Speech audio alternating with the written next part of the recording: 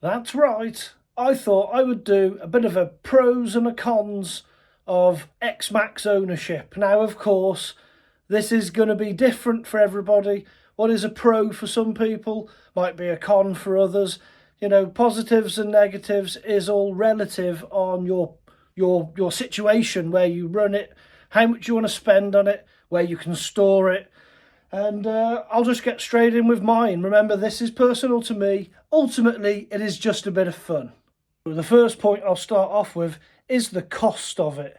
Now, if you go out and buy one of these brand new, depending on where you are in the world, it is going to cost you the best part of £1,000 or $1,000. No matter where you are, whatever country you live in, these are not cheap.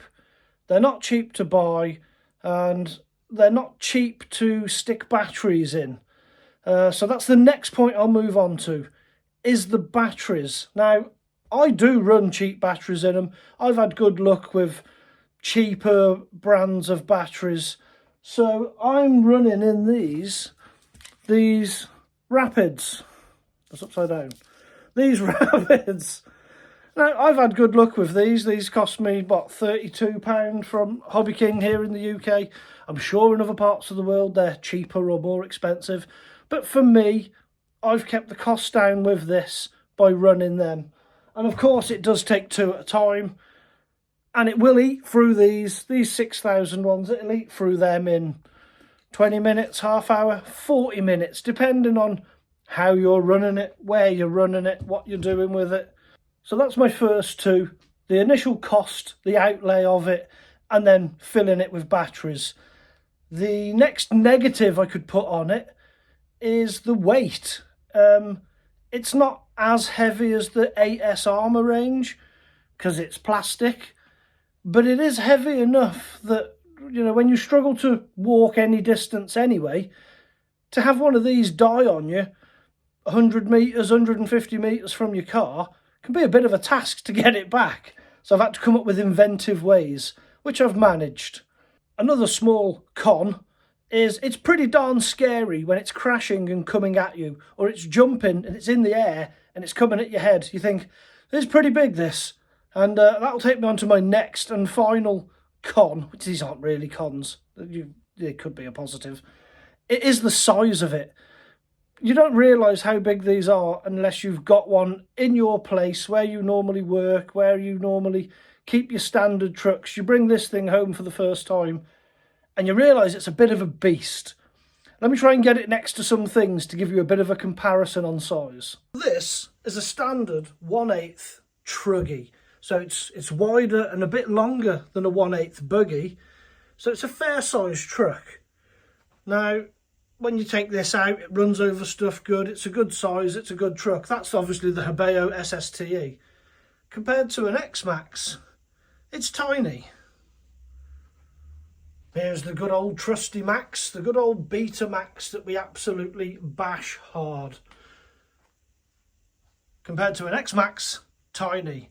Now, I suppose the only problem with comparing its size to other trucks like the Max and like the Hobbies is not everyone's got a Max or a Hobbies to see the size. Let's take it upstairs into the house and size it against some household appliances. So here is the X-Maxx in the kitchen, placed next to a standard sized oven. And here is the X-Maxx placed on a 4-ring gas stovetop. And here is the X-Maxx placed in front of a standard sized terrier dog. Hey, Dugger Dog. Here it is on the staircase. And finally, a dining table for 6 people. That better not be in the bloody house! No, my love. Let's get it to the garage. Okay, there we go. Back in the safety of my garage. So that gives you an idea of how big they are. And hopefully now I'll survive the wrath of Mrs. Crash and Bash. And I'm not going to get in trouble. But she's not likely to see the video. She doesn't watch these. I don't think.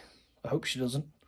So Let's go with the pros then, the good points, the things I really do love about the X-Maxx, which is a lot. I mean, this is probably my favourite truck. I know we had a rough start with it. Of course, I did get it in a trade. I traded the TRX6 for this, and it had already come with those upgrades. It's all in an earlier video, so you can go and check them out.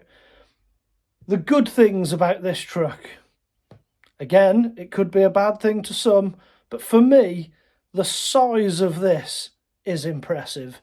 I love the way that you can take this anywhere. It doesn't matter. It can be a prepped track, it can be cut grass, it can be just wild, long grass. You can take it over rocks, you can take it over tree roots and branches. Nothing stops it, really. I mean, if you can physically walk there, then this can go there, no problem. And it's a good laugh. So that's a good point for me. Pro, size of it, I love it. I've got somewhere to store it. Of course, I'm very lucky. I do have the garage, so I'm going to have size as a pro for me. Speed is the next thing. Even with this stock motor and a Max 5, this is easy pushing 50 miles an hour. I've actually geared it down now because it's too fast and it was creating a bit of heat on the motor. So for safety, I've geared it down. But speed, I mean, people have pushed these over 60, 70, 80 miles an hour. Crazy amounts of speed. To go along with all that speed, durability. I love how tough this is. We've seen shots on the channel already where this has taken heavy landings. It's landed on its face. It's bent arms backwards. It's hit benches and just bounced off. Now, of course, I have had breakages. I did struggle at the start with that massive motor that was in it, and it was just killing diffs. But I seem to have, fingers crossed, I seem to have fixed that issue. And yeah, other little things it's broken, I accept. You may have noticed that it's got a red arm on the back now. It did break a rear arm. How, I don't know. It's every crash that I've had is on its face. And I broke a rear arm, but I'm not mad at it for breaking arms. If you have a bad crash, stuff breaks. Fact. That'll take me on to my next good point, my next pro for the X-Maxx, is yeah, stuff breaks. But when it does break, X-Maxx parts are everywhere. And the standard parts are cheap. You know, they're unbelievably cheap. I've been buying hubs for it because the old ones were worn out. They weren't broken. RPM ones, actually. They weren't broken, but they were just worn out. Bearings had got a bit sloppy in them. So I've bought new ones. They were like £7 a pair or something ridiculous. The arm, all right, I've bought a HD arm. They're £15 an arm. I can cope with prices like that. I think that's fair. Even if I snap the chassis, they're like 23 quid. So, yeah, parts availability and pricing of the parts, I'm very happy with. So many people make upgrades for these. Of course, Vitavon, M2C, Scorched, all of the top names. And then you've got no-name stuff, AliExpress, Banggood, things like that. They will sell you aluminium parts. The steering, the bell crank bell crank cover top plate in this is only one from AliExpress. Cost me £10. And it's working fantastic. So parts are cheap. There's plenty of customization. You can do so much to these. And that'll bring me on to another point, another pro, customization, upgrade parts, the way that you can make it look, the things that you can do to it. I've put this body on it for now, just for a laugh. It has all been shoe-gooed and not shoe-gooed, but it's been siliconed and drywall taped. That is actually just a toy grade body. I'm probably going to smash it to bits. I don't care. It's fun. Once that one's dead, I will go back to using this unbreakable body, of course. Again, these aren't for everyone. Some people hate these. I think it's hilarious.